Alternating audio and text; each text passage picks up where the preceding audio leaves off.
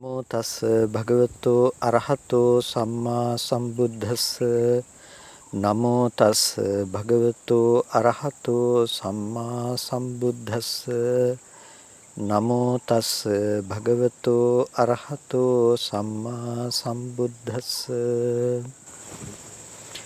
ශ්‍රද්ධා සම්පන්න කාරුණික පින්නතුනි හැම කෙනෙක්ම උතුම් සද්ධර්ම ශ්‍රවණයට සූදානම් වන මොහොත ලෝතර සම්මා සම්බුදුරජාණන් වහන්සේ දේශනා කළ ඒ උතුම් ධර්මය හා සමාන වෙනත් දෙයක් මේ මුළු තුන් ලෝකෙම නැති තරම් සංසාර දුක නැති කරලා උතුම් නිවීම උදා කරගන්නට ඒ ධර්මයේ තරම් වෙන කිසිම දෙයක් සමර්ථකම් දක්වන්නේ නැහැ. ඒ නිසාම වටිනා මනුස්ස ජීවිතයක් බුද්ධෝත්පාද කාලයක ලබාගත් අපි අප්‍රමාදී විය යුතුයි. උභයේන මිදම් මරණමේව නාපච්චාවා පුරේවා පටිපජ්ජත මා විනස්සත කනෝවා මා උපජ්ජගා කියලා ධර්මසේනාධිපති සරියුත් මහතෙරුන් වහන්සේ විසින් අපට අවවාද කළේ. කොහෙන් බැලුවත් මේ දෙපසින්ම පෙනෙන්නේ මරණය. ඒක ඉදිරිපසින් පසුපසින් කොහෙන් බැලුවත් ඒ මරණයමයි පේන්නේ. නොමැරී සිටීමක් මොන පැත්තෙවත් ඇත්තේ නැහැ. ඒ නිසාම මේ සංසාර ගමනක ගමන් කරන අපි මේ ලබාගත් ක්ෂණය අතහැරලා දාගත යුතු නැහැ. කනෝවා මා උපජ්ජගා කියලා දේශනා කළේ ඒකයි. ක්ෂණය අතහැර ගන්නට එපා. පටිපජ්ජත මා විනස්සත මේ ප්‍රතිපදාවට පිවිසෙන්න මා විනස්සත විනාශයට පත්වන්නට එපා කියලා. ජීවිතය කියලා කියන්නේ අස්තිර ස්වභාවයෙන් යුක්ත දෙයක්. ඕනෑම මොහොතක ජීවිතය අතහැරෙන්නට පුළුවන්කම තියෙනවා. ඕනෑම මොහොතක අතහැරෙන ජීවිතයක් උරුම කරගත්ත අපි මේ ජීවිතය තුළ අපිට එදිනෙදා ඇසුරු කරන්නට ලැබෙන බොහෝ දේවල් සාරවත් කරගෙන හොඳයි කියලා හිතාගෙන නිරතුරුව ඇසුරු කරනවා. ඒක තමයි ස්වභාවය.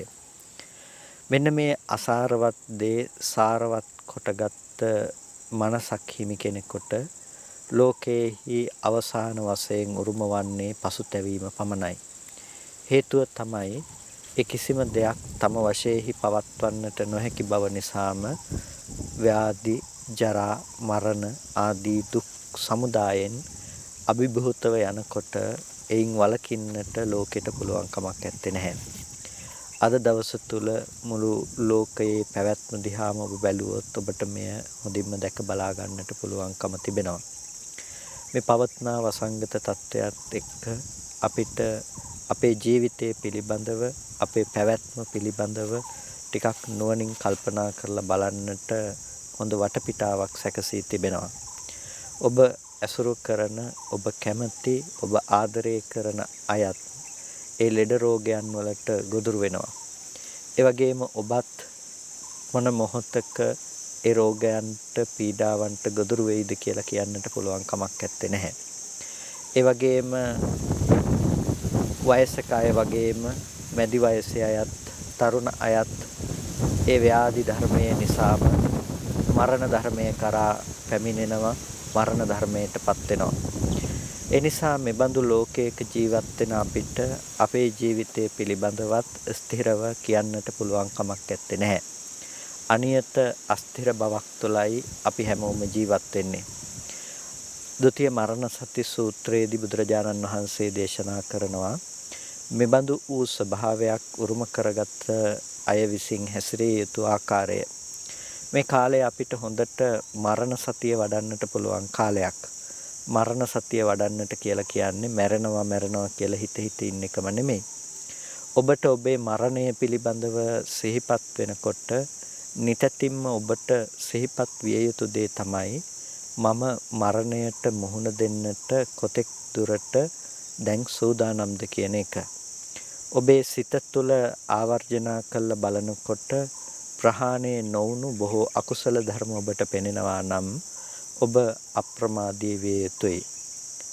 ඔබට ඔබේ සිත තුළ අපාය සංවත්තනික වුණ නොඑක් කෙලස් පේනවා නම් සංයෝජන ධර්ම පෙනෙනවා නම් ඔබ නිරන්තරයෙන්ම අප්‍රමාදී විය යුතුයි මේ දේවල් දුරු කර ගැනීම සඳහා. එයයි නිවැරදිව වඩන මරණ සතියෙහි තියෙන ප්‍රතිඵලය. ඒ වගේම තමාගේ සිත පිළිබඳව පිරික්සා බලන පුද්ගලයාට පේනවා නම් තමන්ගේ හිතේ නිතැතිම්ම කුසල ධර්මයන්ගෙන් පිරී පවතින්නේ. තමන්ගේ හිත කුසල ධර්මයන් තුළයි නිරතුරු සැරිසරන්නේ. ඒ නිසා තමන්ට ඕනෑම මොහොතක නිවැරදි තැනකට හිත පිහිටව ගන්නට පුළුවන්. ලෝකාමිස සංයුක්ත වූ සිතුවිලි තමන්ගේ හිතට ඇති වෙන්නේ නැහැ කියලා දකින්නට පුළුවන් නම් තමන්ගේ හිතේ තියෙන නිර්වද්‍ය පැවැත්ම පිළිබඳව පින්නතුණි ඔබට සතුටු වන්නට පුළුවන්කම තිබෙනවා. ලෝකේ අපි කොතෙක් හිතුවත් භෞතික කිසිම දෙයකට ව්‍යාධිය හමුවේ, ජරාව හමුවේ, මරණය හමුවේ අපිව සතුටින් තියන්නට පුළුවන් කමක් නැත්තේ නැහැ.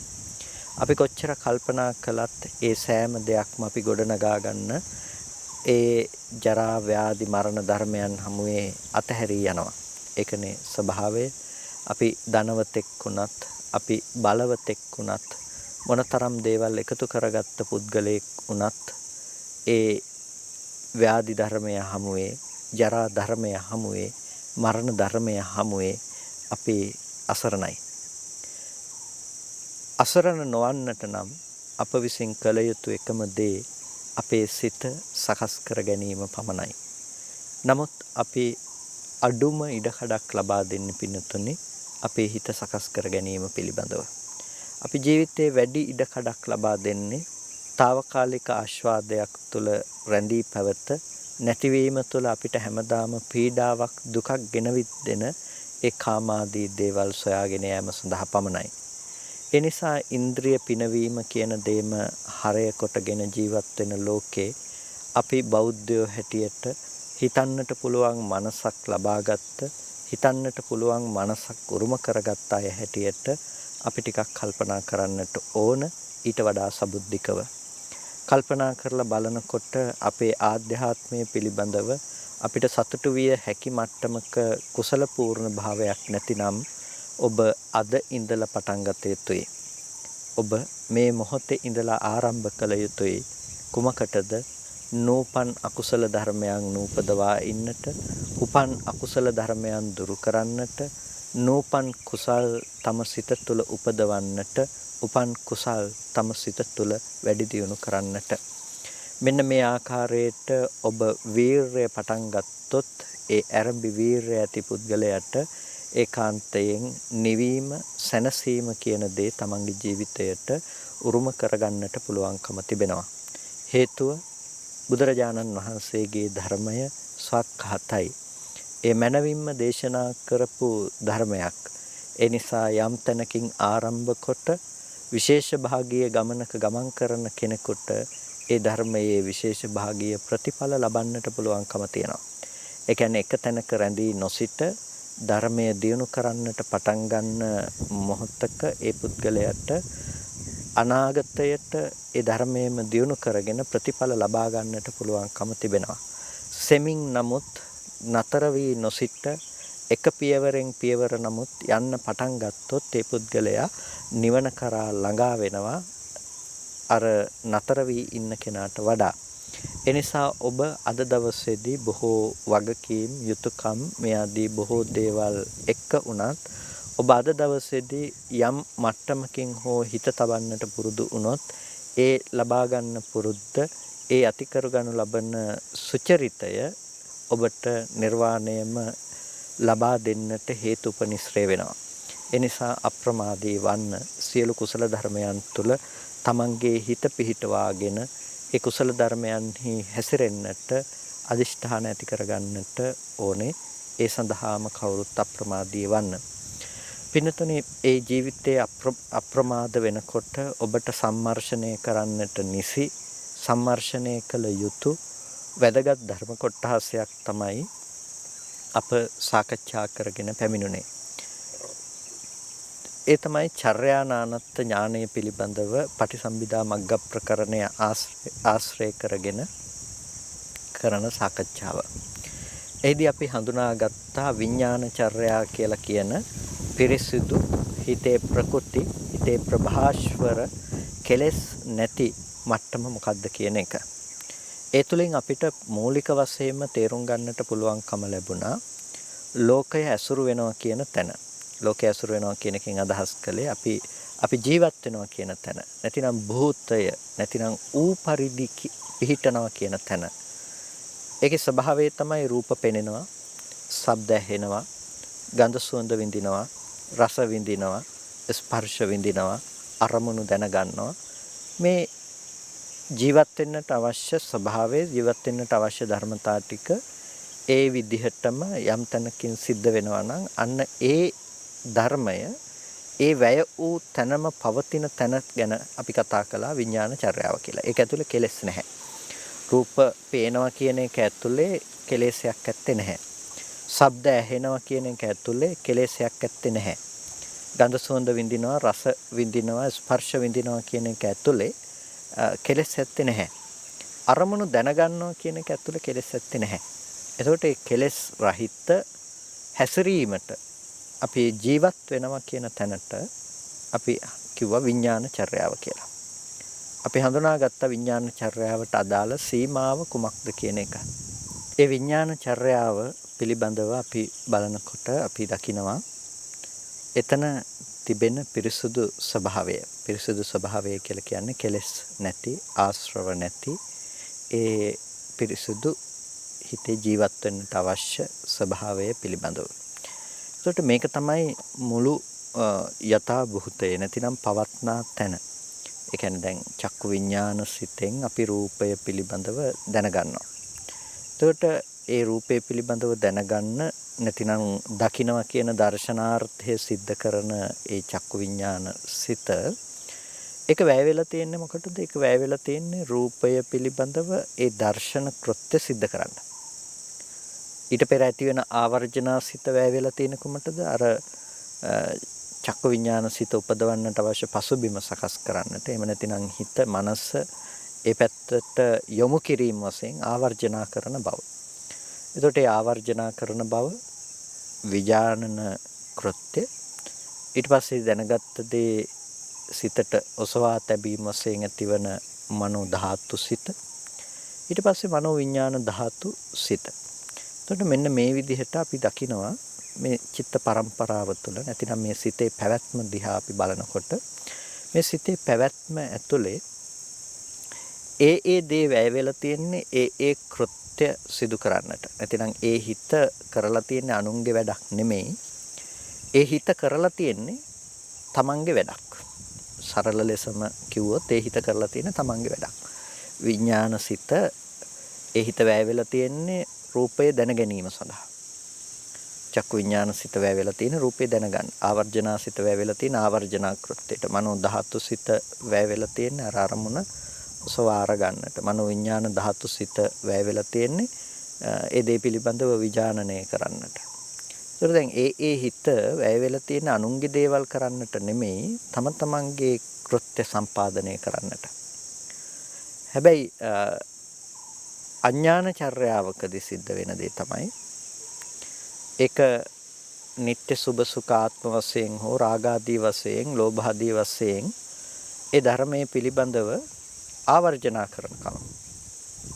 එතකොට දැන් අර රූපය හටගෙන නිරුද්ධ වෙලා ඒ පිළිබඳව අපි හිතින් ඔසවගත්ත ඒ සිත් පරම්පරාවත් හටගෙන ඉතුරු නැතුව නැති වෙච්ච තැනක අපි මනසින් ඒක නැවත ඇති බවට ආවර්ජනා කරනවා. එතකොට එතන තියෙන මොකද්ද? නিত্য සංඥාවක්. අර රූපේ පවතිනවා කියලා හිතාගෙන පවතින රූපේ පිළිබඳව මානසිකාරය පැවැත්වීම. එතකොට දැන් ඒක තමන්ගේ වැඩක් නෙමෙයි. ඒක කරලා තියෙන රූපේ පිළිබඳව දැනගන්න දෙයක්ුත් නෙමෙයි. රූපේ පිළිබඳව අපි දර්ශන කෘත්‍යයක් එතනදී සිද්ධ කළා නැහැ. ආවර්ජනා කෘත්‍ය එතනදී සිද්ධ කළා නැහැ. ඒ වගේම එතනදී සිද්ධ කළා තියෙන දේ බවට පත් වෙලා තියෙන්නේ අර හටගෙන නිරුද්ධ වුණ ධර්මයන් පිළිබඳව තියෙන අනෝබෝධය නිසා නැවත එය විද්‍යමාන දෙයක් හැටියට බාහිර පවතින දෙයක් හැටියට අර ආශ්‍රවයන්ගෙන් ඇසුරු කරමින් ආශ්‍රවයන්ගෙන් ඇසුරු කරනකොට හම්බෙන දේ බාහිර පවතින දෙයක් හැටියට වර්ධවා කල්පනා කිරීම තමයි එතනදී සිද්ධ කරලා තියෙන්නේ. ඒක තමයි රාග වශයෙන් හැසිරෙන්න පුළුවන්කම තියෙන තැන. එතනම තමයි මේ වගේ අරමුණක ආශ්‍රවයන්ගෙන් ඇසුරු වෙනකොට, උපාදානයෙන් ඇසුරු වෙනකොට එතනම තමයි ද්වේෂ වශයෙන් හැසිරෙන්නට පුළුවන්කම තියෙන්නේ. එතනම තමයි මුලාවටපත් වෙන්න පුළුවන්කම තියෙන්නේ. අපි ඒක හඳුනාගත්තා අඥාන චර්යාව කියලා. අඥාන චර්යාව. ඇයි? අර ධර්මයන් තමන්ගේ වැඩේ කරගෙන හිටපු දේ පිළිබඳව ඒ සිතේ නැතිනම් ඒ ධර්මයන්ගේ පැවැත්ම පිළිබඳව දන්නේ නැහැ. දන්නේ නැති නිසා නොදන්නාකම මත මේ විදිහට කෙලස් ටිකක් එකතු කරගත්තා. නැතිනම් මේ විදිහට කර්ම සහ කෙලස් ටිකක් එකතු කරගත්තා. එතකොට මෙන්න මේ කර්ම සහ කෙලස් ටික එකතු කරගත්තේ මේ නොදන්නා විශේෂ පරාසය තුළ. අන්න ඒ නිසායි ඒකට අඥාන චර්යාව කියලා කිව්වේ. අර ස්කන්ධාදී ධර්මයන් පිළිබඳව දන්නාකමක් තිබෙන්නේ නැහැ. ඒ නොදන්නාකම නිසා ඒකට කිව්වා අඥාන චර්යාව. නොදන්නා හැසිරීම රටාව. ඊට පස්සේ අපි හඳුනාගත්ත ඥානචර්යාව. ඥානචර්යාව කියලා කියන්නේ අපි එතනදී මූලික වශයෙන්ම කිව්ව මෙතනදී මේ ලෞකික කුසල ධර්මයන් පිළිබඳව අපි කතා කරන්නේ ඒ අත්හැර තමයි මේ කතා කරන්නේ කියලා. එතකොට ලෞකික කුසල ධර්මයන් පිළිබඳව අපි මෙතනදී මේ පරයය ඇතුළේදී අපි කතා කරන්නේ නැහැ. එතකොට මෙතනදී කතා කරන්නේ දැන් ඥානචර්යාව පිළිබඳව යම් කිසි විදිහකින් මිදීම පිණිස අපි කටයුතු කරනවා නම් ඒ මිදීම පිණිස අපි කටයුතු කරන්නේ කොහොමද කියන එක. අනේ ඥානචර්යාවට අදාළ කොටහසේ පිළිබඳව අපි හොයා බලනකොට අපි කතා කළා අනිච්චානුපස්සනාව, දුක්ඛානුපස්සනාව, අනාත්තානුපස්සනාව පිළිබඳව අපි බොහොම ප්‍රධාන වශයෙන්ම සාකච්ඡා කරන්නට යෙදුණා. මීට පෙරත් අපි ඒක කතා කරලා තියෙනවා. ඒ වගේම නිබ්බිදානුපස්සනාව, විරාගානුපස්සනාව, ඒ වගේම නිරෝධානුපස්සනාව, පටිනිස්සග්ගානුපස්සනාව, khයානුපස්සනාව, වයානුපස්සනාව, විපරිණාමානුපස්සනාව කියන මේ කරුණු පිළිබඳව අපි හඳුනා ගන්නට යෙදුණා. එතකොට දැන් මෙන්න මේ අනුපස්සනාවන් කියලා කියන්නේ මේ නැවත නැවත මේ ධර්මයන් විශේෂෙහි අපි සිදු කරනු ලබන මානසිකාරයන්. නැවත නැවත මේ රූපාදී ධර්මයන් පිළිබඳව, ස්කන්ධාදී ධර්මයන්, ආයතනාදී ධර්මයන් පිළිබඳව පවත්වනු ලබන මානසිකාරය. ඒක දැන් ඥානචර්යාවක් කියනකොට එතන තියෙන්නේ අඥානචර්යාව නෙමෙයි. එතන ප්‍රඥාවෙන් අපි හැසිරෙන ක්ෂේත්‍රයක්. ඒකට ඒක ප්‍රඥාවෙන් හැසිරෙන ක්ෂේත්‍රයට වස්තු විශේෂ බවට පත් කරගන්නේ මොකද්ද? අර විඥානචර්යා ක්ෂේත්‍රය. අඥානචර්යාවේ ක්ෂේත්‍රය බවට පත් කරගත්තේ මොකද්ද? ඒත් විඥානචර්යාවට අදාළ ක්ෂේත්‍රය. ඒ දේ පිළිබඳව තමයි අඥානචර්යාව පැවතුනේ. නොදන්නා ප්‍රදේශය තුළ කෙලෙස් ආශ්‍රව එකතු කරගත්තේ අර විදිහේ අනාත්ම දැක්මක් ඇති කල්හි. එතකොට දැන් මේ ඥානචර්යාවෙදී මෙතන ඇති කරගන්නේ මොකද්ද? ඒ ධර්මයන් පිළිබඳවම නිවැරදිව අවබෝධ කර ගැනීමක්. ඒ ධර්මයන් පිළිබඳවම කියන්නේ විඥානචර්යාවට අදාළ ක්ෂේත්‍රය පිළිබඳව, විඥානචර්යාවට අදාළ පරාසය පිළිබඳවම නුවණ පැවැත්වීමක් තමයි මෙතනදී සිදු කරනු ලබන්නේ. ඒකට විඥානචර්යාවට අදාළ පරාසය පිළිබඳව නුවණ පැවැත්වීමක් අපි සිද්ධ කරනකොට අපිට විශේෂයෙන්ම මෙතනදී හඳුනා ගන්නට පුළුවන් ඒ ධර්මයන්ගේ තිබෙන යතහ ලක්ෂණය දැකීමයි ඥානචර්යාව තුළ සිද්ධ කරන්නේ කියන එක. කොහොමද? අනිච්චානුපස්සනාව, දුක්ඛානුපස්සනාව, අනාත්තානුපස්සනාව, නිබ්බිදානුපස්සනාව, විරාගානුපස්සනාව, නිරෝධානුපස්සනාව, පටිනිස්සග්ගානුපස්සනාව, khයානුපස්සනාව, වයානුපස්සනාව, ඒ වගේම විපරිණාමානුපස්සනාදී වශයෙන් කතා කරනද මේ සියලු ආකාරයන්ගෙන් කතා කරපු යම් ආකාර අනුපස්සනාවක් තිබෙනවා නම් ඒ සියලු ආකාරයේ අනුපස්සනාවන්ගෙන් සිද්ධ කළ දේ තමයි අර විඥාන චර්යාවට අදාළ කොටසේ යථාභූත ලක්ෂණය පිළිබඳව පැහැදිලි කර දීම. විඥාන චර්යාවට අදාළ කොටසේ තිබෙන යථාභූත ලක්ෂණය පිළිබඳව පැහැදිලි කර දීම. එතකොට එතනම තියෙන තවත් දීර්ඝ අවස්ථාවක් තමයි අනිමිත්තානුපස්සනත්ථාය ආවජ්ජන කිරියාභ්‍යාකතා. අනිමිත්ත බව පිණිස අනිමිත්ත බව නැවත නැවත දැකීම සඳහා අනිමිත්තානුපස්සනත්ථාය. එතකොට අනිමිත්ත භාවයක් උපදව ගැනීම සඳහා කෙනෙක් ආවර්ජනා කරනවා. මොකද්ද? අර අපි විඥාන චර්යාව පිළිබඳව කතා කළා. විඥාන චර්යාව පිළිබඳව ආපු ගත්තේ අරමුණම මනෝ විඥාන සිතෙන් ඔසවාගත් අරමුණම අපි ආවර්ජනා කරන කුමක් සඳහාද? අනිමිත්තානුපස්සනත්ථාය ආවර්ජන ක්‍රියාභ්‍යාකතා. අනිමිත්තානුපස්සනාව සඳහා. එතකොට අනිමිත්තානුපස්සනාව සඳහා ආවර්ජනා කරනවා කියලා කියනකොට මොකද්ද මේ අනිමිත්තානුපස්සනාව කියලා කියන්නේ? අනිමිත්තානුපස්සනාව කියලා කියන්නේ යම්කිසි තැනක රූපාදී වූ ධර්මයන්ගේ නිමිති නොසිටින ලෙස කරනු ලබන අනුපස්සනාවක්. නිමිති නොසිටින ලෙස නැවත නැවත පිරික්සා බැලීම් විදිහට කරනු ලබන අනුපස්සනාවට කියනවා අනිමිත්තානුපස්සනාව කියලා. එතකොට යෝපන සබ්බ සංඛාරාණං මේ යම් තැනක සියලුම සංස්කාරාදී ධර්මයන්ගේ අනිච්ච ලක්ෂණ පටිවේද වසප්පවත්තාය. අනිච්ච ලක්ෂණාදී වශයෙන් පවත්වන ලබන මේ අනිත්‍යාදී ලක්ෂණයන්ට අනුව ගියා නම් මේ අනිත්‍යාදී ලක්ෂණයන්ට අනුව ගියපු. එතකොට මේ ස්වභාවය පිළිබඳව නුවණින් දකිනකොට මේක ප්‍රතිවේද කරනකොට අනිච්චානුපස්සනාය මග්ගම් පටිලබති. අනිච්චානුපස්සනාව නිසා මාර්ගය ලැබීම සිද්ධ කරනවා, මාර්ගය උපදවනවා. තස්සසා අනිච්චානුපස්සනා නිච්ච නිමිත්තාදි ගාහකරාණං. එතකොට මේ අනිච්චානුපස්සනාව නිසා නිච්ච නිමිත්තාදි ගාහකරාණං කියලා කියනවා.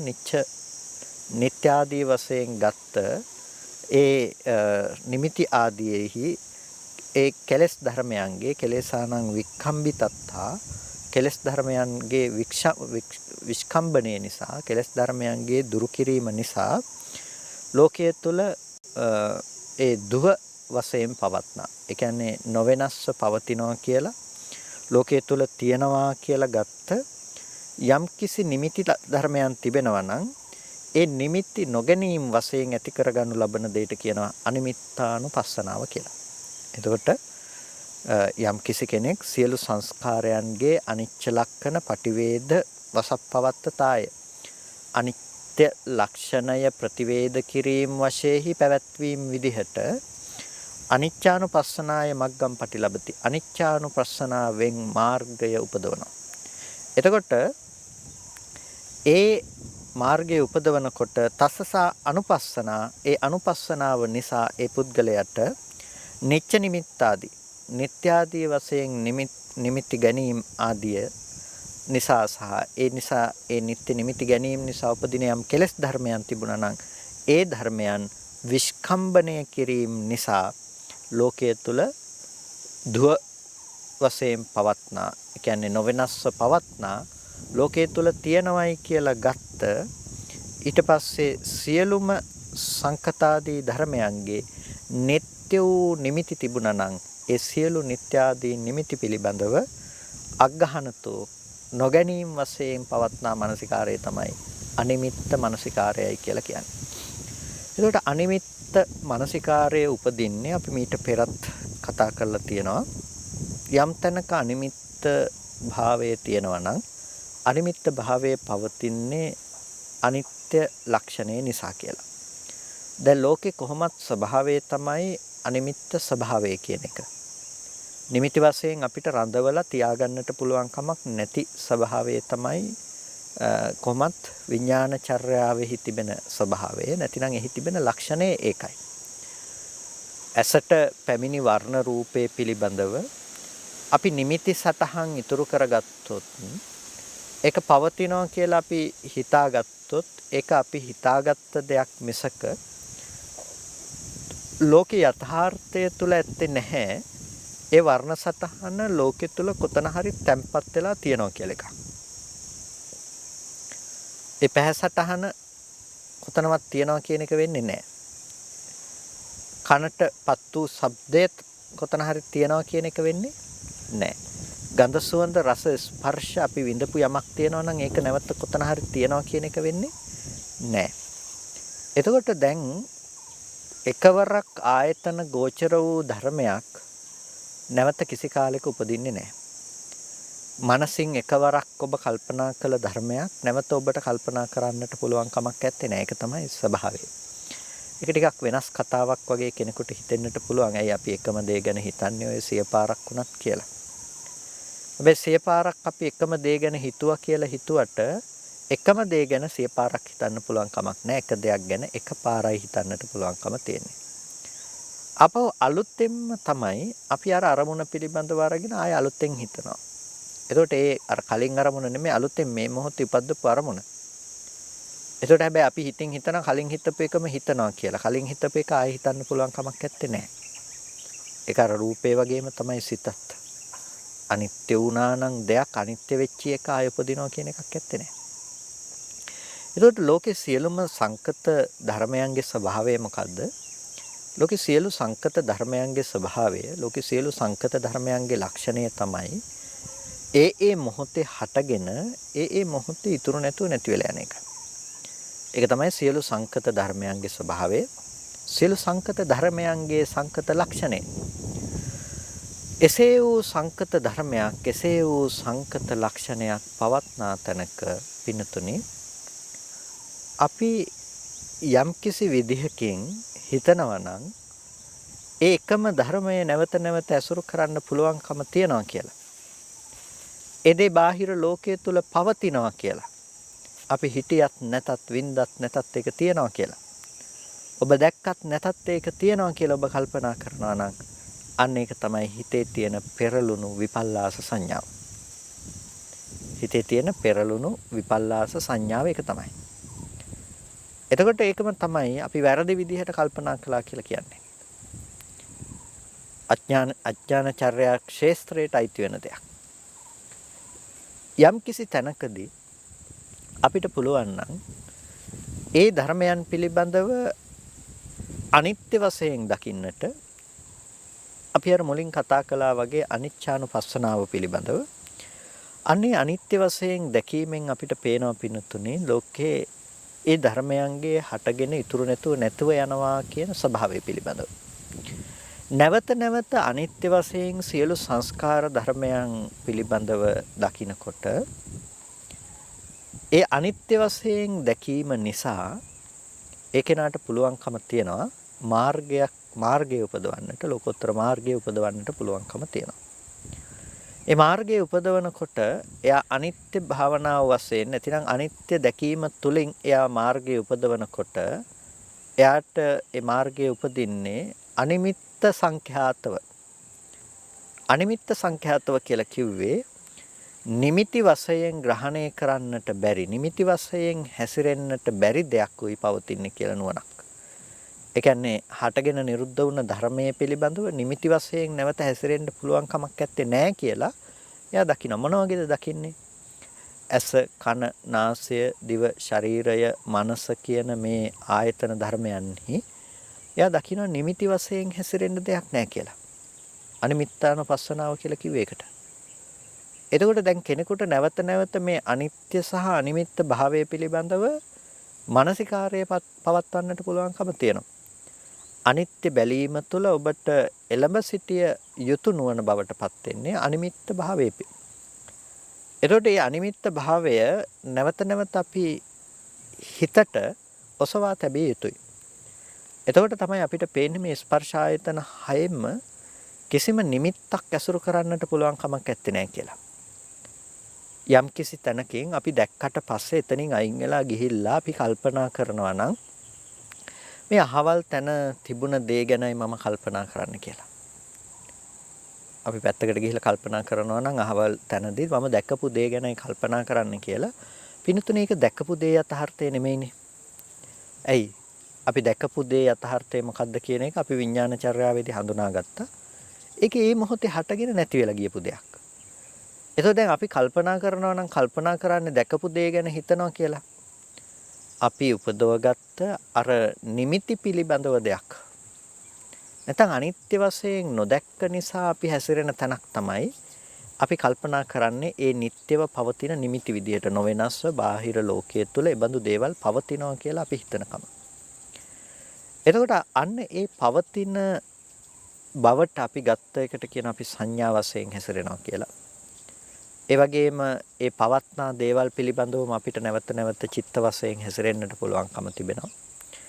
ඒ වගේම දිට්ඨි වශයෙන්ුත් අපිට තියෙනවා ලෝකය ඒ විදිහට පවතිනවා කියලා සාස්වත දෘෂ්ටියක්. මෙන්න මේ විදිහට අනිත්‍ය භාවය නොදන්නාකම නිසා නিত্য භාවය අපිට සංඥා චිත්ත දිට්ඨි වශයෙන් විපල්ලාසයක් විදිහට තියෙනවා. එතකොට මේ සංඥා චිත්ත දිට්ඨි වශයෙන් තියෙන විපල්ලාස භාවය දුරු කරන්නට සමර්ථ වෙන්නේ අනිත්‍ය අනුව නැවත නැවත දැකීමෙන්. ඒකයි මුලින් කතා කළ අනිත්‍යානුපස්සනාවේ තියෙන ස්වභාවය.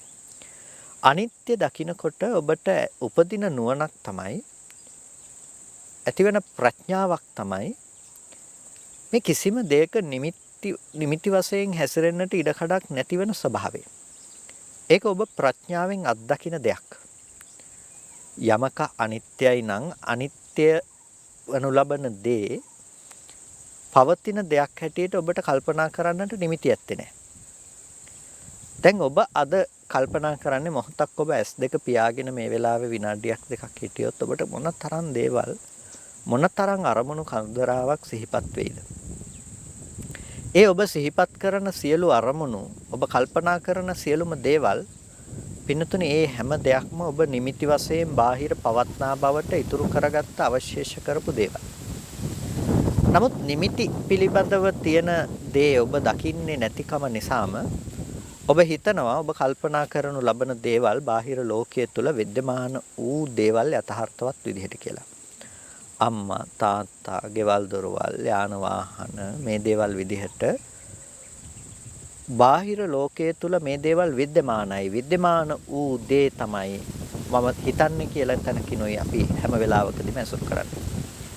එතකොට අන්න ඒ මට්ටම තමයි පින්නතුනේ අපිට නිමිති වශයෙන් හැසිරෙන තැන කියලා කියන්නේ. නිමිත්තානුසාරී විඥානයක් පවතිනවා. කොමකද නිමිත්තානුසාරී භාවයේ තියෙන්නේ? රූප, වේදනා, සංඥා, සංඛාර, විඥාන කියන මේ සියලු ධර්මයන්ගේ. රූප කියනකොට ඇස කන නාසය දිව ශරීරය කියන මේ ආයතන ටිකෙන් ඇසුරු කරපු රූප, ශබ්ද, ගන්ධ, රස, ස්පර්ශ කියන මේ සියලුම දේවල් වල නිමිති. එතකොට මෙන්න මේ නිමිති වල තමයි හිත හැසිරෙන්නේ.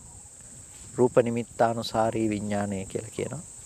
සද්ද නිමිත්තානුසාරී විඥානය, ගන්ධ, රස, පොට්ටබ්බ නිමිත්තානුසාරී විඥානය.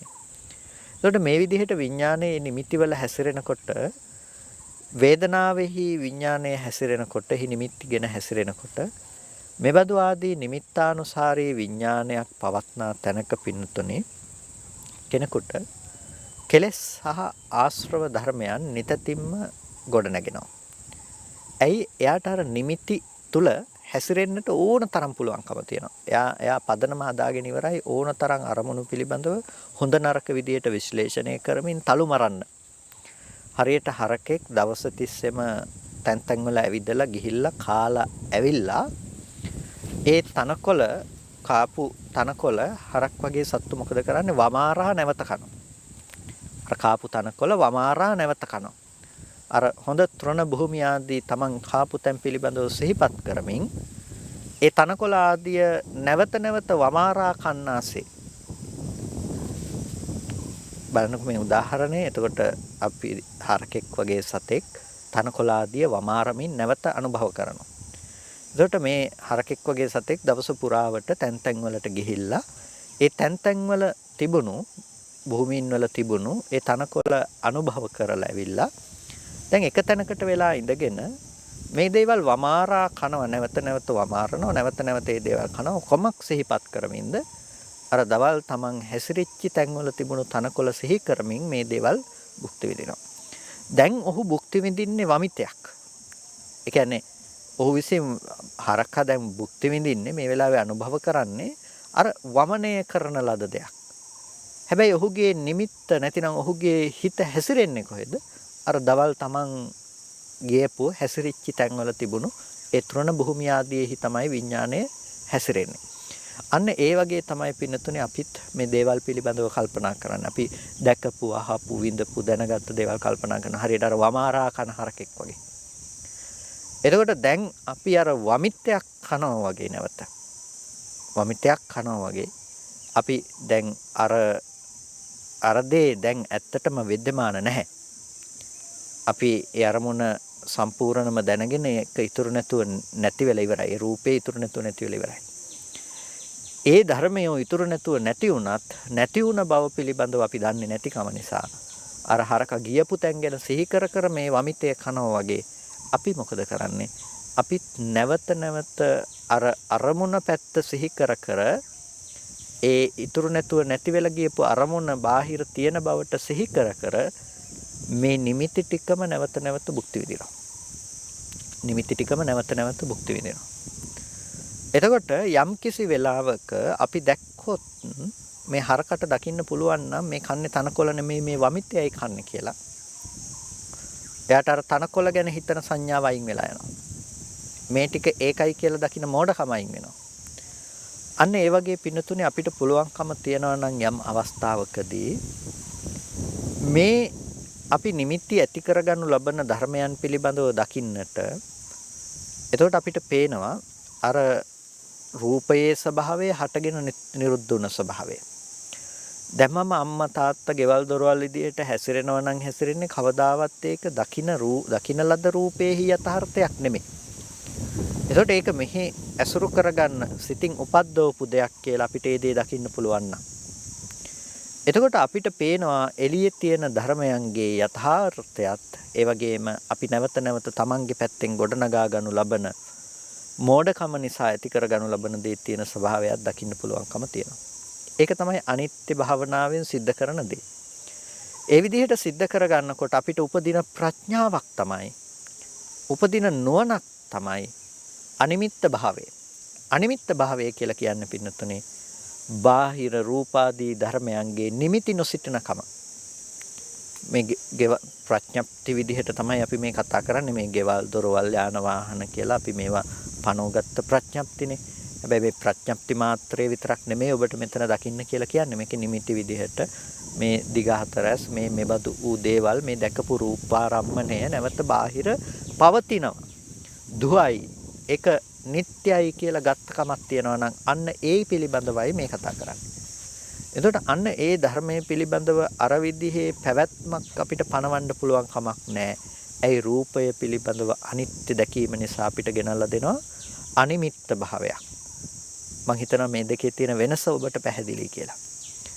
අපි අනිත්‍ය තුල මේ හටගත්ත ධර්මයන්ගේ ඉතුරු නැතුව නැති වෙන ස්වභාවය, නිරුද්ධ වෙන ස්වභාවය පිළිබඳව නැවත නැවත අනුපස්සනා කරනවා. නැවත නැවත දකිනවා. නැවත නැවත දකිනකොට අපිට අනිමිත්ත භාවයක් උපදිනවා. නැවත නැවත දකිනකොට අපිට අනිමිත්ත භාවය නැතිනම් ප්‍රඥාවෙන් අපිට නිමිති වශයෙන් හැසිරෙන්න දෙයක් හම්බ වෙන්නේ නැහැ කියන එක දකිනවා. එතකොට අපිට දැන් ලෝකයේ තුල චක්කු සෝත ගාහන જીවහා කාය මන ආදී මේ ධර්මයන්ගේ කිසිම නිමිත්තක් හම්බ වෙන්නේ නැහැ හැසිරෙන්න. ඒ නිමිත්තක් හම්බ වෙන්නේ නැත්තේ අනිත්‍ය අනුපස්සනාව නිසා අපි දකිනවා සියලු හේතු නිසා සකස් වූ සියලු සංකත ධර්මයන්ගේ ස්වභාවයේ බවට පත් උනේ හටගෙන ඉතුරු නැතුව යන ස්වභාවය.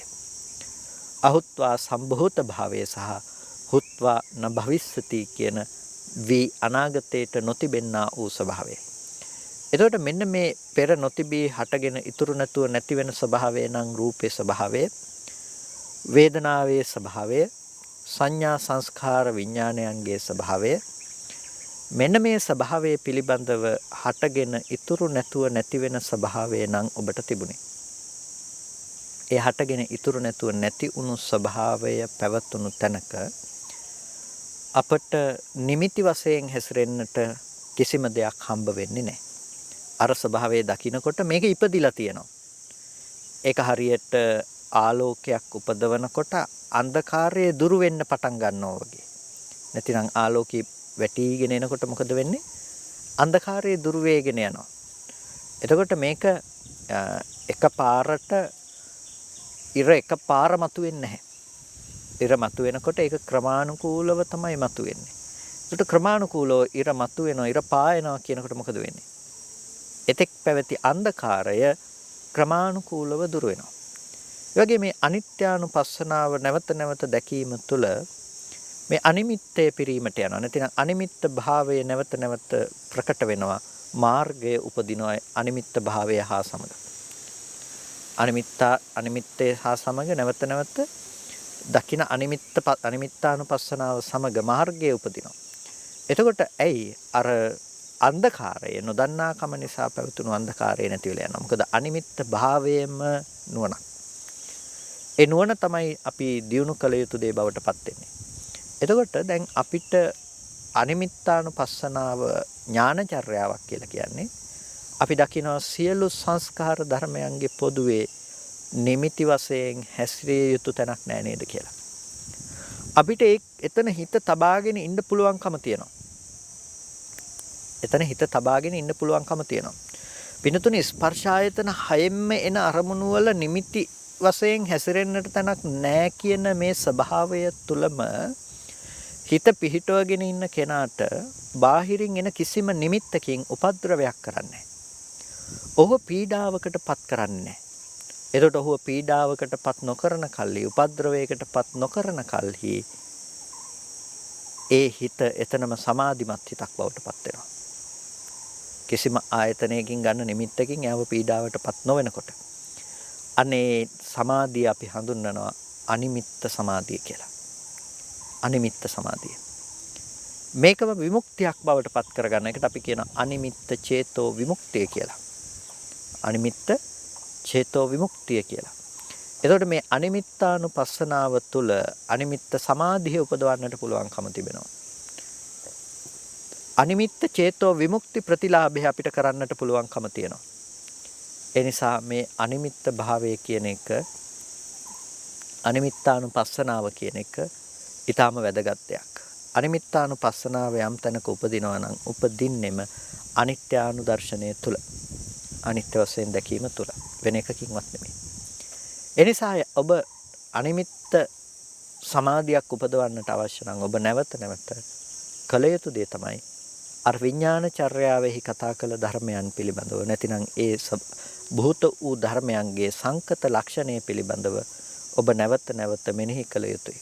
ඔබ නැවත නැවත නුවණින් සම්මර්ෂණය කළ යුතුයි. නුවණින් නැවත නැවත මෙනෙහි කරනකොට නැවත නැවතත් ඔබේ ධර්මයන් පිළිබඳව සම්මර්ෂණය කරනකොට ඔබට අනිමිත්ත සමාධිය උපදවන්නට පුළුවන්.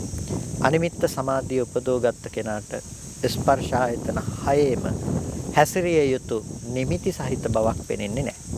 ස්පර්ශ ආයතන හයේම හැසිරිය යුතු නිමිති සහිත බවක් පෙනෙන්නේ නැහැ. නිමිති විරහිත භාවයෙන් මිදුන පුද්ගලයෙක් බවට පත්වන්නට පුළුවන්කම තියෙනවා.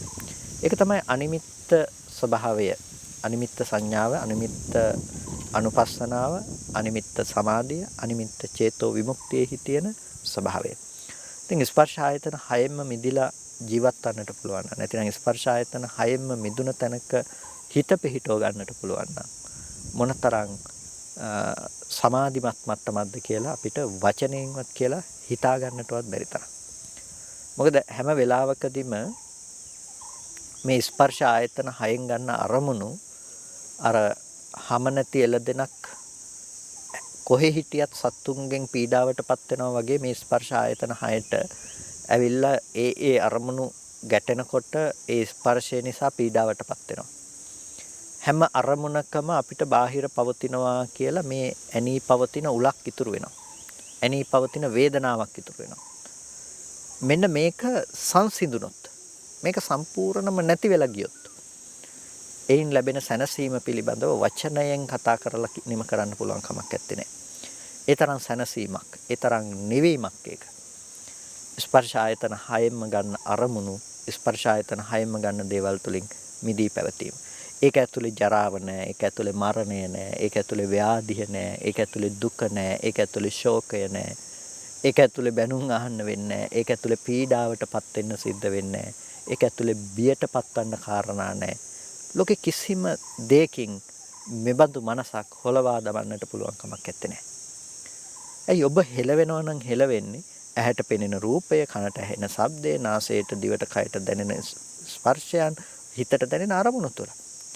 ඒ එකකවත් නිමිති හැටියට දකින්න නැතුව ඒ ධර්මයන්ගේ ඉපදී තිබෙන්නේ අනිමිත්ත භාවය නම් නිමිති නැති දෙයකින් ඔබට කිසිම කලක දුකක් වෙහෙසක් ගෙනල්ලා දෙන්න පුළුවන් කමක් නැත්තේ නෑ. කාමයේ අනුව ගිහිල්ලා ඕලාරිකව විඳින සැපය කියන දෙයක් නෑ. ඒ වගේම ඒ දුකට මුල් වෙන සැපේ නැති වෙනවා වගේම ඒ මුල් කරගත්ත දුකත් නැත්තේ නෑ. එතකොට මේ ලෝකයෙන් මිදීමක් ගැන කතා කරන්නට නම් අනිවාර්යයෙන්ම අනිමිත්ත චේතෝ විමුක්තියක් අවශ්‍යයි. අනිමිත්ත චේතෝ විමුක්තිය ලබන්නට නම් අනිත්‍යානුපස්සනාවක් අවශ්‍යයි. ඒක අපි ත්‍රිලක්ෂණ ධර්මයක් පිළිබඳව මේ ශාසනය කතා කරන්නේ. ත්‍රිලක්ෂණ ධර්මයක අනිත්‍ය ලක්ෂණය පිළිබඳව විශේෂ කරලා කතා කරන්නේ හේතුව නිසා. එතකොට යම්කිසි කෙනෙකු විසින් මේ අනිත්‍ය ධර්මය, අනිත්‍ය ලක්ෂණය වෙනස් කළොත් මොකද්ද වෙන්නේ? අනිත්‍ය ලක්ෂණය වෙනස් කළොත් ශාසනය හරය වෙනස් කළා. අනිත්‍ය ලක්ෂණය වෙනස් කළොත් කියන්නේ දැන් සමහර වෙලාවට මේ අනිත්‍ය ලක්ෂණ වෙනස් කරනවා කියනකොට මේකට මේ එක පඬිත වදන් එකතු කරනවා මේ අනිත්‍ය ලක්ෂණය වෙනස් කරන්න බෑ ලෝකේ කියලා. ඒක හරි අනිත්‍ය ලක්ෂණය වෙනස් කරන්න බෑ. නමුත් මේ කියන වචනයෙහි තියෙන ගම්‍යාර්ථයේ බවට පත් වෙන්නේ අනිත්‍ය ලක්ෂණය පිළිබඳව කතා කරන කියා දෙන අර්ථය අනික් කෙනාට වටහෙන විදිහ වෙනස් වෙන ආකාරයට ප්‍රකාශ කිරීම. නැතිනම් ලෝකේ අනිත්‍ය ලක්ෂණය භූතයි, තතයි, අවිතතයි, අනඤ්‍යතතයි නේ කාටවත් වෙනස් කරන්න පුළුවන් කමක් ඇති දෙයක් නෙමෙයිනේ. නිට්ටයව පවත්වන්න බෑනේ කාටවත්. ඒක සිද්ධ වෙන දෙයක්. ඒක වෙනස් කරන්න බෑ. මේ කියන්නේ අනිත්‍ය ලක්ෂණය වෙනස් කරනවා කියලා කියන්නේ ඒක නෙමෙයි. අනිත්‍ය ලක්ෂණය පිළිබඳව බුදුරජාණන් වහන්සේ කතා කරපු යම් වචනයක් තියෙනවා නම් ඒ වචන ටිකට වැරදි අර්ථකථන සපයලා අනිත්‍ය ලක්ෂණය පිළිබඳව වැරදි වැටහීමක් ශ්‍රාවකයා තුළ ඇති කරනවා. ඒකටනේ අපි ධර්මයේ විකෘති කරනවා කියලා කියන්නේ. ඒකට මෙන්න මේ වැරදි වැටහීමක් අනිත්‍ය පිළිබඳව අපි දැක්කනේ පහුගිය කාලේ පුරාවට දැනුත් ඇතැම් වෙලාවට මේ ඇති වෙලා තියෙන මතවාදයන් තියෙනවා මේ අනිත්‍ය ලක්ෂණය පිළිබඳව. එතකොට මේ අනිච්ච මේකට කියන්නේ කැමැත්ත ඉෂ්ට කරන්නේ නැහැ කියන එක. මේ කැමැත්ත ඉෂ්ට කරන්නේ නැහැ කියලා දැක්කනම් මේක මිදෙන්න පුළුවන්. දැන් බලන්නකෝ පින්නතුනි මෙතන මේ උදේවැය නැතිනම් සංකත ලක්ෂණය පිළිබඳව මනා වැටහීමක් නැති තැනක් අපි අනිත්‍ය කියන තැනින් පැනෙවුවොත් එහෙම ඒ තුලින් කිසිම දවසක මේ අනිමිත්තය උපදීද කියලා. අනිමිත්ත භාවයක් උපදීද කියලා. කවදාවත් අනිමිත්ත භාවයක් පනවන්න පුළුවන් කමක් නැත්තේ නෑ.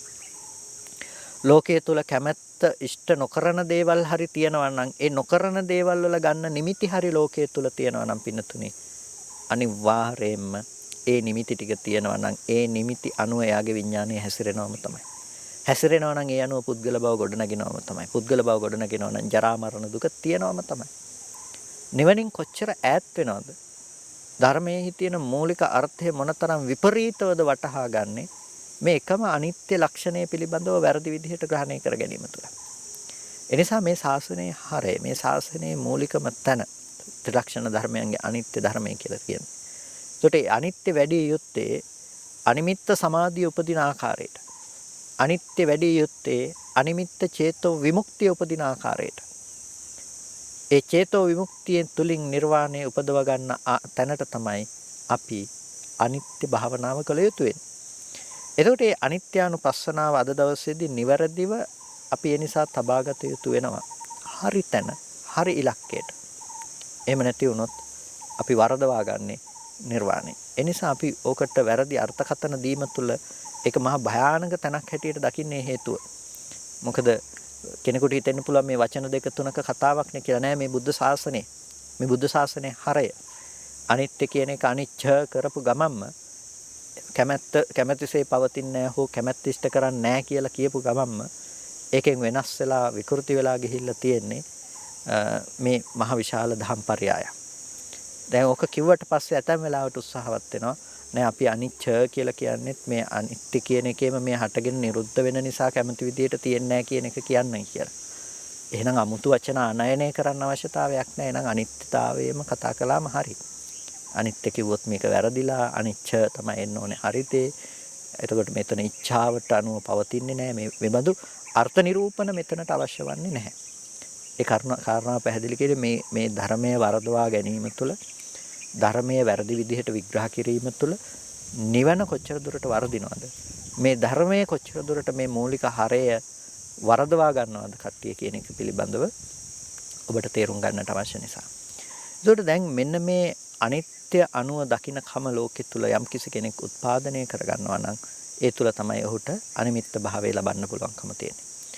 අනිමිත්ත භාවය කියන එක යම් තැනක තියෙනවා නම් පිනතුනි ඔබට ලෝකෙ කිසිම නිමිත්තක් නැහැ ආය හැසිරෙන්න. ආය ස්පර්ශයන්ගේ පැනවීමක් කරන්න පුළුවන් කමක් නැහැ. යම් තැනක පැනවීමක් කරන්නේ ඔබ නිමිති තිබ්බොත් එහෙම. එහෙමනේ යම් තැනක පැනවීමක් කරන්නේ ඔබ නිමිති තිබ්බොත් මං සලකුණු තියලා එනවා. මොනවා හරි දෙයක් ඔබට මතක තියාගන්න ඕන වුණාම ඔබ මොකද කරන්නේ? එතන ඔබ මං සලකුණු මතක තියාගන්නවා. පාරක යනකොට තැනක් ඔබට මතක තියාගන්න ඕන වුණාම ඒ අවට තියෙන ගහක් හරි ඒ අවට තියෙන විශේෂිත වූ දෙයක් පිළිබඳව ඔබ තියෙන සලකුණක් සනිටුහන් කරගන්නවා. ඒ සලකුණ අනුව තමයි අප හොයාගෙන එන්නේ. ඒ සලකුණ අනුව ඔබ නැවත එතන හොයාගෙන එනවා. අන්නේ සලකුණ නැතිනම් නිමිත්තක් කියන්නේ තන්නේ වගේ දෙයක් තමයි. අපි රූපයේ පිළිබඳ වේදනා සංඥා සංඛාර විඥාන පිළිබඳව අපි නිමිති ඉතුරු කරනවා. නිමිති ඉතුරු කරනවා කියන්නේ සනිටුහන් කරනවා. විඥාණයට නැවත ඒ ධර්මයන් හොයාගෙන එන්න පුළුවන්. ආවර්ජන කරන්න පුළුවන් නිමිති ඉතුරු කරලා තියෙනවා. අනිමිත්තයි කියලා කියන්නේ මොකක්ද? අර නිමිති ඉතුරු කරපු ටික ඔක්කොම මකලා දාලා. නිමිති ඉතුරු කරපු බව මකලා දැම්මොත් ඔබට ඒ දේවල් ගැන සිහිපත් කරන්නට පුළුවන් කමක් නැත්තේ නෑ. ඔබට නැවත ඒ දේවල් සිහිපත් කරන්නට පුළුවන් කමක් නැත්තේ නෑ. ඇයි නිමිති නෑ. ඒක දැක්කා. ඒක දැක්කට පස්සේ ඒක එතනින් ඉවරයි. දැක්කට පස්සේ ඒක එතනින් ඉවරයි. එතනින් ඉවර වෙච්ච දෙයක් ගැන ආපහු ඔබට කල්පනා කරලා බලන්න පුළුවන් කමක් නැත්තේ නෑ. දැන් මෙතනදී දැන් අපිට ඕකද කියන්නේ අපි මතක නැහැ අමතක වෙනවා කියනවා වගේ තැනකින්. හැබැයි මෙතනදී එහෙම අමතක වීමක් ගැන නෙමෙයි මේ කතාව කතා කරන්නේ. දැන් අපි හිතන්නකෝ පින්නතුනේ මෙහෙම. දැන් ඔබට දැන් ඔහම ඉදිරිපස්ස ඔබ බලාගෙන ඉන්නකොට ඔබට ඔතන ගොඩාක් දේවල් පේනවා. හැබැයි පේන දේවල් තුලින් ඔබ දකින්නේ දැන් මේ වෙලාවේ ඔබේ හිත අවධානය යොමු කරලා ඔබ නිමිති ඉතුරු කරගත්ත දෙයකට විතරයි. ඔතන තියෙන එක පුංචි දෙයක් බැලුවොත් එහෙම සමහර විට ඔය ඉස්සරහා තියෙන කොළ කෑල්ලක් වෙන්නට පුළුවන්. ඉස්සරහා තිබෙන මොනවා හරි බිත්තියක තියෙන පැල්ලමක් වුණත් වෙන්නට පුළුවන්. ඔබට ඒ දේ පේන්නේ නැහැ. දැන් කියපු නිසා අපිට දකින්න ඒක විශේෂ සනිටුහන් කරගන්න පුළුවන් මේ. හැබැයි දැන් ඔබ ඔහම නොදැක ඔබට පස්සේ වෙලාවක කවුරු හරි අහුවොත් ඔයා දැක්කද අර අතන තිබුණ බිත්තියේ තිබුණ පැල්ලම? පොඩි පාට ටිකක් තිබුණා නේද කියලා අහුවොත් එහෙම ඔබ මොනවා කියයිද? අපිට කියන්න නිමිති නැහැ. අපිට කියන්න නිමිති නැහැ. ඇත්තටම අපි දැක්කේ නැද්ද? නැත්නම් අපි ඒක නිමිති වශයෙන් අපි සනිටුහන් කරගත්තේ නැද්ද? අපි දැක්කා අපි ඒක නිමිති වශයෙන් සනිටුහන් කරගත්තේ නැහැ. දැක්කපු දේ නිමිති වශයෙන් සනිටුහන් කරගත්තේ නැහැ. ඒකට ඒ සනිටුහන් කරගත්තේ නැති නිසා අපිට පැත්තකට ගියත් ඒ පිළිබඳව අපිට නැවත සිහිපත් කරලා ඒක ඔස්සේ යන්න පුළුවන් කමක් නැත්තේ නෑ. එතකොට මේ ඒ උදාහරණයක් කිව්වේ ඒක ඕලාරික බොහොම රළු මට්ටමින්ම ඔබට මේ කාරණාව තේරුම් ගන්නට අවශ්‍ය නිසා. ඒකට දැන් අන්න ඒ වගේ තමයි වෙනතු නිමිති වශයෙන් හැසිරෙන්න බෑ කියලා කියන්නේ. ආයේ වැරදිලාවත් ඒ පැත්තට යන්න තියෙන හේතුවක් ඔබලාගේ ඇත්තේ නෑ. එතකොට ඒකෙන් කිව්ව අර අමතක වුණා වගේ එකක් නෙමෙයි කියලා කිව්වේ. දැන් අපි දැකපු දේවල් ඔක්කොම නිමිති මැකෙනවා කියලා කියන්නේ ඔක්කොම අමතක වෙලා ගියා කියන එක එහෙම නෙමෙයි. දැකපු දේ සිහිපත් කරන්න බැරි වෙලා ගියා කියන එක නෙමෙයි. ආයේ හෙට උදේ එනකොට එහෙම අනිමිත්ත සමාධියක් උපදවගත්ත කෙනාට මේ ඊයේ දැකපු කෙනාව අමතක වෙලා ගිහිල්ලා අපව කතා කරන්නත් බැරි මට්ටමටපත් වෙලා කියන එක එහෙම නෙමෙයි. එයා දැනගන්නවා ඒක. එයා ව්‍යවහාර කරනවා ලෝකයේ තුල තියෙන ලෝක සම්මුතිය. හැබැයි එයා දන්නව නුවණින් ඊයේ දැකපු රූපේ නෙමෙයි කියන්නේ. ඒ රූපයේ තුල කෙනා කියන සංඥාවක් වැරදි සංඥාවක් ඇත්තේ නෑ. එයාට නුවණ තියෙනවා දැන් උපදුණු සංඥාව පිළිබඳව. නැතිනම් දැන් ආපු රූපාරම්මණය පිළිබඳවත් එයා දන්නවා. හැට ගැටුණු රූපේ පිළිබඳවත් දන්නවා. දැනගන්නකොට එයා හිතෙන් ඇති කරගත්ත විතර්කයේ පිළිබඳවත් දන්නවා. හිතේ ඇති කරගන්න විතර්කයේ පිළිබඳව එයා බාහිර රූපයට පතිත කරලා එහි තියෙන දෙයක් නිත්‍ය වශයෙන්ම ඒක ලෝකයේ තුල विद्यමානයි කියලා හිතන කමක් එහෙම එකක් යාට නැහැ. ඒකයි අනිමිත්ත භාවය කියලා කියන්නේ. එහෙම නැතුව එයාට කොහොම අමතක වෙලා ගිහිල්ලා කියන එක නෙමෙයි. මැකෙන නිමිති මොනවද? අර නිට්ටයයි ධුවයි නොවෙනස්ව තියනවා කියලා ගත්ත නිමිති තමයි මැකිලා යන්නේ. අඳුර ගන්න බැරි වෙන්න ඔක්කොම ටික අමතක වෙලා ගිහිල්ලා ඩිමෙන්ෂියා වගේ රෝගයක් ඇති වෙලා එහෙම නෙමෙයි. දකින්නකොට ඔබට දැනගන්න පුළුවන් මේ දරුවා නම් දරුවා කියලා දැනගන්න බැරි වෙන්නේ නැහැ. දරුවා කියලා දැනගන්න පුළුවන්. හැබැයි දරුවා කියලා දැනගන්න තැන වෙනසක් තියෙනවා. මොකද්ද වෙනස? ඔබ වෙනද දැනගත්තේ එළියේ රූපෙ තුල ඉන්න රූපයම දරුවා කරගත්ත දේ තමයි දැනගත්තේ. විඳින්නේ අද විඳින්නේ මේ විදිහට. හැබැයි මේ අනිමිත්ත භාවයේ උපදෝගත්ත කෙනෙක් දැනගන්නවා දරුවා කියලා දැනගන්නවා. දරුවා කියලා දැනගන්නේ එළියේ ජීවත් වෙන දරුවෙක් නෙමෙයි. එයා රූපේට දරුවා කියලා කියන්නේ. එයා වේදනා සංඥා සංඛාර විඥාණයන්ට දරුවා කියලා කියන්නේ. එයා දන්නවා මෙබඳු අනාත්ම ධර්මතා ටිකක් ඇති තැනක මෙබඳු ඌ මට්ටමක පැනවීමක් තියෙනවා කියන්නේ. එනිසා එයා දැන දැකම ව්‍යවහාර කරනවා. දරුවට කතා කරයි, දරුවට බොහොම ආදරෙන් සලකයි, ඒ හැමදේම කරයි. හැබැයි එයාගේ මනස තුල එයාට ඒ විදිහට ආදරෙන් සලකන්න දරුවෙක් ඉතුරු වෙලා නැහැ. දරුවෙක් ඉතුරු නොවුනත් එයා ලෝකයේ තුල දැන දැක ඒ විදිහට විසම ලෝකයේ තුල සමව හැසිරෙලා තියෙනවා. ඒක තමයි බුදුරජාණන් වහන්සේ අපට දේශනා කරපු මේ උත්තරීතර ධර්මය. ඒක තමයි මේ ධර්මයේ තියෙන සුවිශේෂභාවය. ලෝකයේ තුල අපිට අවශ්‍ය කටයුතු ටික සිද්ධ කරන්න පුළුවන්කමක් තියෙනවා. වගකීම් යුතුකම් තියෙනවා නම් ඒ දේවලුත් සිද්ධ කරයි. හැබැයි ලෝකය මත පතිත වෙන්නේ නැතුව, ලෝකය මත ඇද වැටෙන්නේ නැතුව, මඩේ පිපුණු මඩෙන් හටගත්ත මඩ සහිත ඒ බිම තුල රෝපණය වෙච්ච නෙළුම් ගහෙන් හැදෙන නෙළුම් පොට්ටුව ඒ ජලයෙන් උඩට ඇවිල්ලා එහි නොතවරී උඩ පිපෙනවා වගේ. එහි නොතවරී උඩ පිපෙනවා වගේ. මේ සම්මුතිය නැමැති ලෝකය තුලම ඉපදුණු ඒ තුල ජීවත් වුණු කෙනා ඒ සියලු ධර්මයන්ගේ මිදී පිපී තිබෙන නෙළුම් මලක් වගේ තමයි රහතන් වහන්සේ නමකගේ පැවැත්ම සිද්ධ වෙන්නේ. එතකොට ඒක තමයි උපරිම ස්ථලය. එතන තියෙන අවම ස්ථලය තමයි සෝතාපට්ටි මාර්ගය කියලා කියන්නේ. කොතර භූමියේ පල්ලෙහාම තැන. එතකොට සෝතාපට්ටි මාර්ගයේ උපදවන කෙනාටත් සෝතාපට්ටි මාර්ගයේ උපදවන්නට පුළුවන්කම තියෙනවා මෙන්න මේ අනිමිත්ත භාවයේ සහිතව. අනිත්‍යානුපස්සනාව තුළින් උපදවන අනිමිත්තානුපස්සනාව තුළ නැතිනම් අනිමිත්ත සංඥාව තුළින් එයාට සෝතාපට්ටි මාර්ගයේ උපදවන්නට පුළුවන්කම තියෙනවා. එනිසා සෝතාපට්ටි මාර්ගය පිළිබඳව විස්තර කරනකොට අනිමිත්තං කියලා මේ අනිමිත්ත සෝතාපට්ටි මාර්ගයේ මාර්ගසිත පිළිබඳව අනිමිත්ත සෝතාපට්ටි මාර්ගයේ පිළිබඳව වෙනම විග්‍රහ කරනවා. එනිසා මේ අනිමිත්ත භාවය දැන් කෙනෙකුට ප්‍රශ්නයක් තියෙන්නට පුළුවන් අපි සෝතාපන්න ඵලයටපත් වෙන්න මොනවද අපි කරන්න කියලා. ඔබ කල යුත්තේ ස්කන්ධයන්ගේ අනිත්‍යතාවය දැකීම. ආයතනයන්ගේ අනිත්‍ය ලක්ෂණය පිළිබඳව මෙනෙහි කිරීම. අනිත්‍ය තුල අනිමිත්ත බව හිතට ප්‍රකට කර ගැනීම. අනිමිත්ත භාවයේ දිනු කිරීම. අනිමිත්ත සංඥාව නැවත නැවත දැකීම. ඒ තුලින් තමයි මාර්ගය උත්පාදනය කරගන්නට පුළුවන්කම තියෙන්නේ.